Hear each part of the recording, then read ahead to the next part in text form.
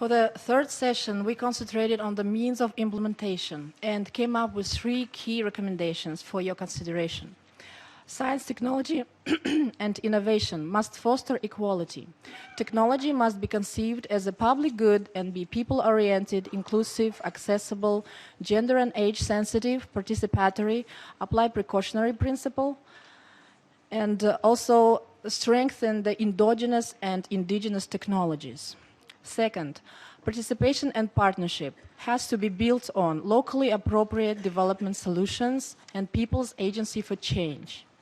Contributions from the active citizenship, people's engagement and volunteering in extending development to the hard to reach and the uncounted populations should be recognized, supported and systematically integrated into policies and planning. Third, the financing should respond to the implementation of all goals and targets of the Open Working Group report. Domestic resources must increase, including through improved progressive tax systems, elimination of tax evasion and corruption. ODAs must remain a top priority while countries put in place the right public policies that halt fraud and money laundering. So the following are 4 final recommendations on follow-up and review for your consideration. 1. Broadly conceived accountability must be considered as a core component of the overall post-2015 development agenda. To this end, robust mechanisms at all levels, backed by adequate financing and anchored on transparency, participation, and the right to information must be put in place. Furthermore, there must be legal frameworks that ensure effective people's participation.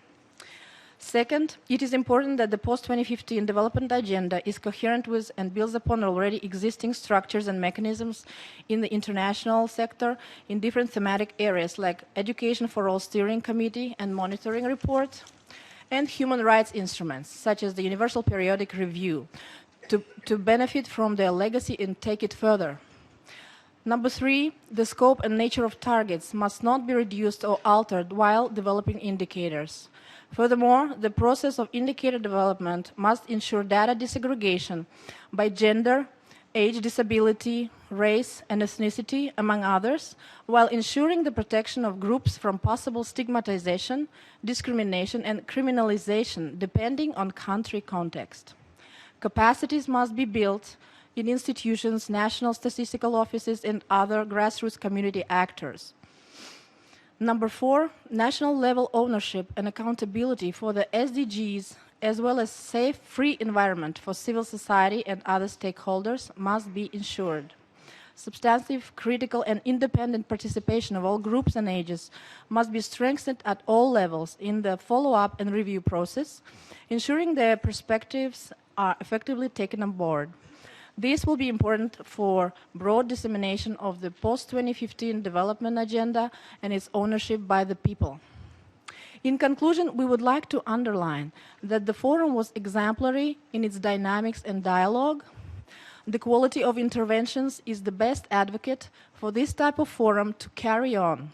We respectfully request the co-facilitators and member states to consider future editions of this forum as the intergovernmental process makes progress, and we commit to work with member states, UNDESA and UNNGLS and all stakeholders to adapt formats in support of evolving deliberations. Thank you very much.